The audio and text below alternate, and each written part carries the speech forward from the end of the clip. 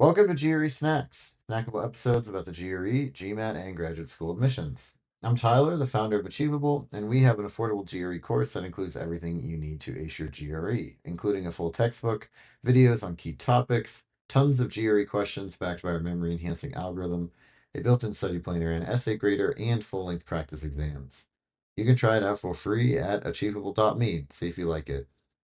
Now, let's get started. Today, we've got Mike Bergin with us from Chariot Learning. Mike, I'd love if you could introduce yourself.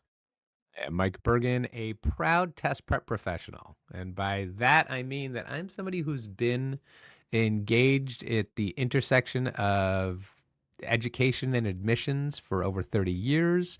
And I love to explore in every capacity ways to support learners and teachers alike in the process of earning their best performance when it counts. So I am the president of Chariot Learning, which is a test prep organization based in upstate New York, from where we serve the entire world. I am a publisher. I am the co host of the Test and the Rest podcast, which is a podcast on education, learning, teaching, admissions. I am the creator of the Test Bright SAT ACT curriculum system.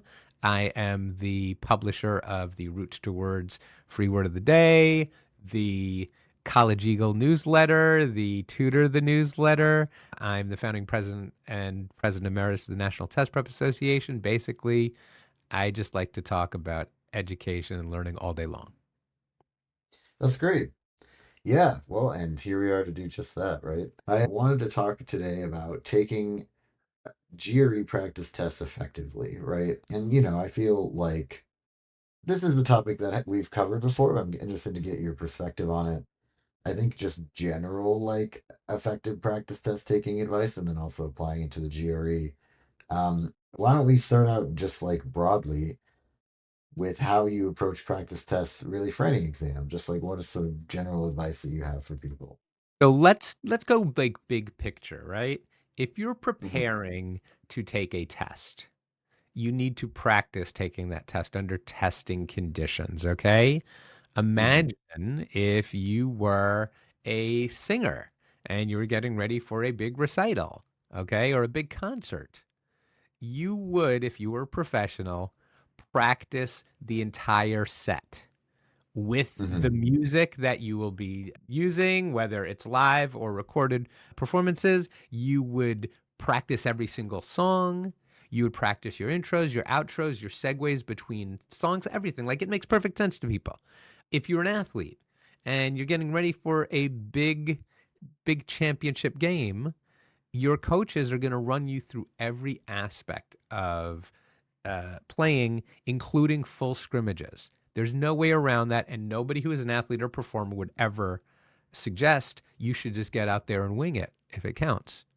And yet, at the same time, people approach standardized tests and be like, well, I don't have time to take a test. I'm too busy. I'm doing homework. I have a job. I want to hang out with friends, like whatever. Like, they have a million reasons why it doesn't make sense for them to do it. And yet it makes perfect sense because testing, like any sport or skill, is very coachable, very practicable, and requires attention to lots of little details that don't seem to be relevant to your performance, but actually have outsized impact in terms of how you do when it counts. So the first Hmm. step, commit to it, accept that if you're going to take the test, you are going to have to take practice tests. That is not taking practice tests is not the only form of preparation. It does not replace learning what's on the test, developing strategies, managing time. Like, there's a million aspects of performance that are not cured by just taking tests without any other support.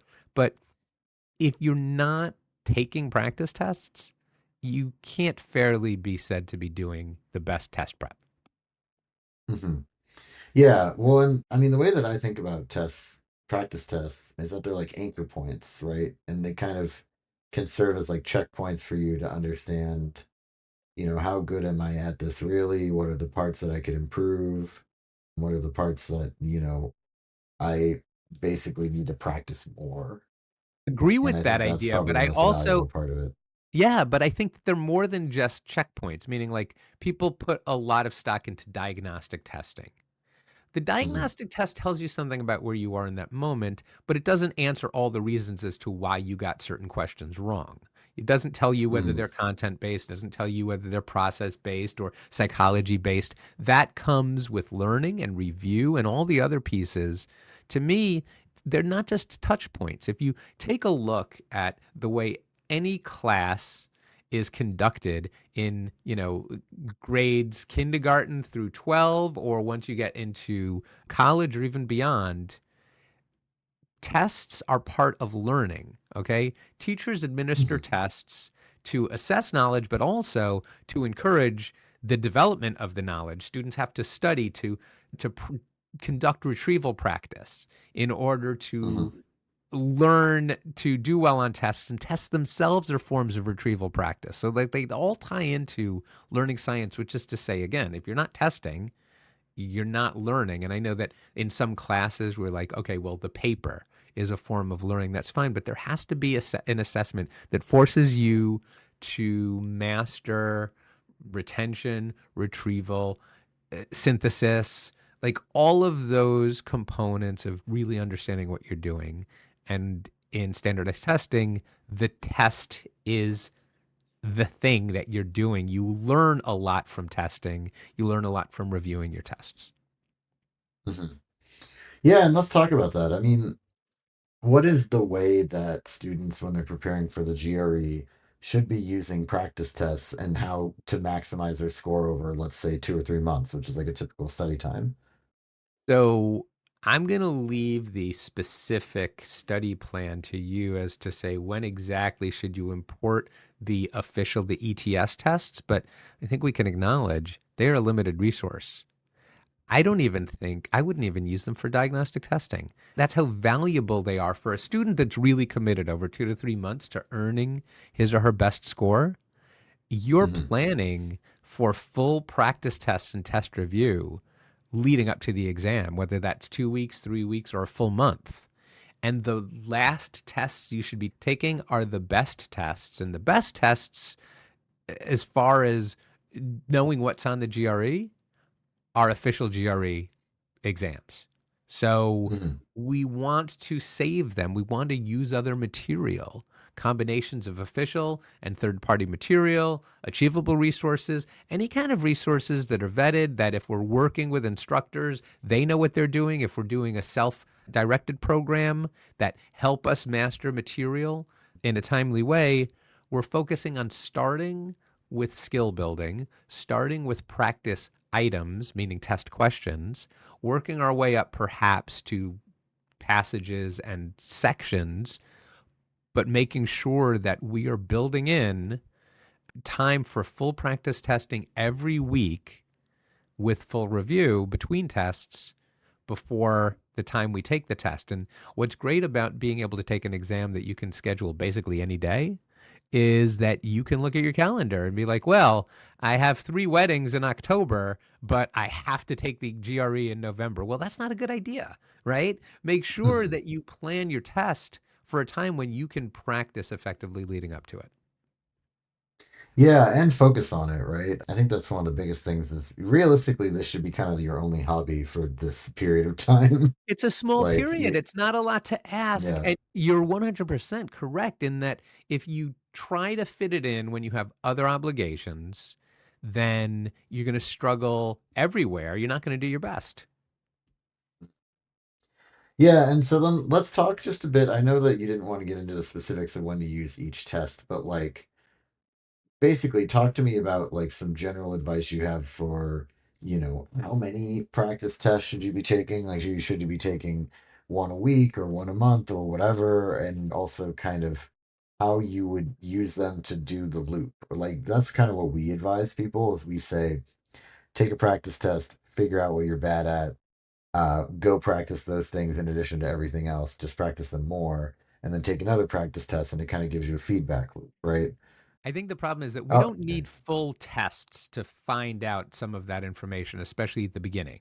And by the time we're towards the end of the process, ideally we've shrunk the pool of what we're not good at down to a Mhm. very small segment that we can study, I feel that practice tests are best used for putting it all together at once, okay?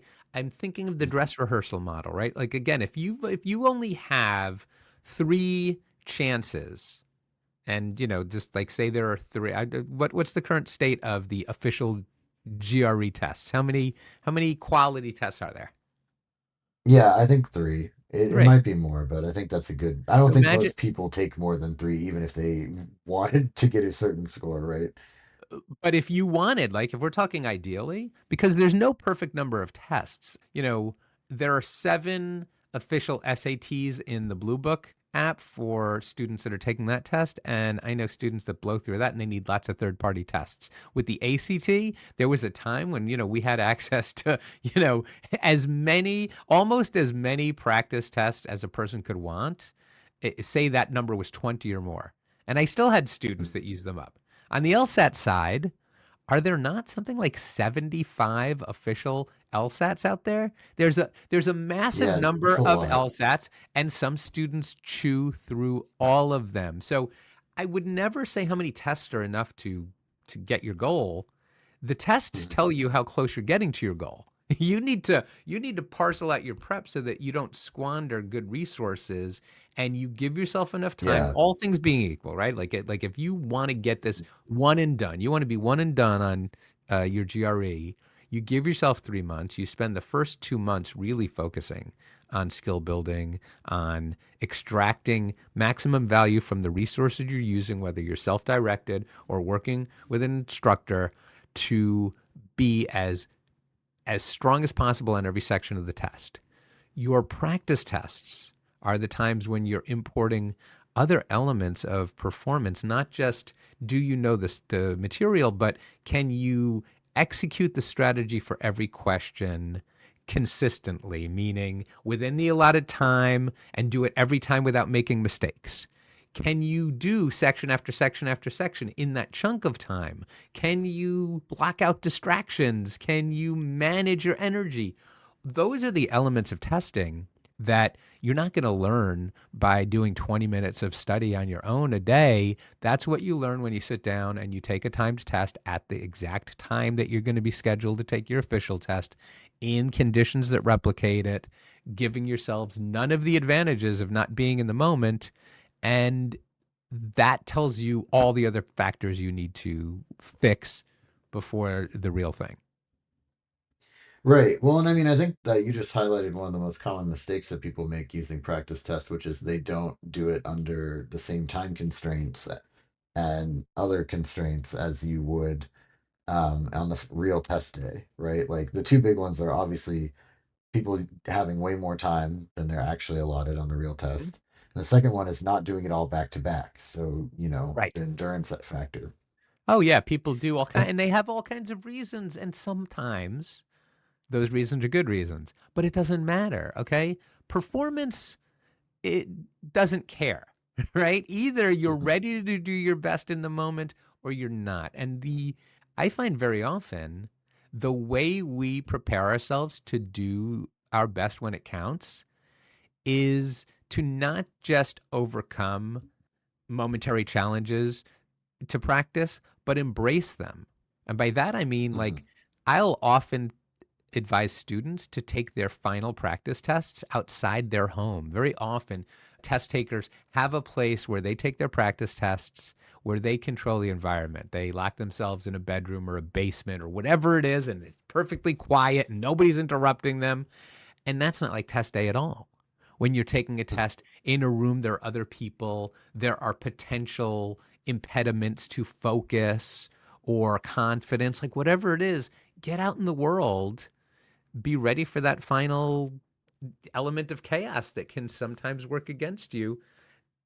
Uh, I'm always, I mean, I know I sound a little over the top, right? I sound like I want test takers to micromanage every single aspect of performance as closely as possible so that no element of the test works against them when it matters.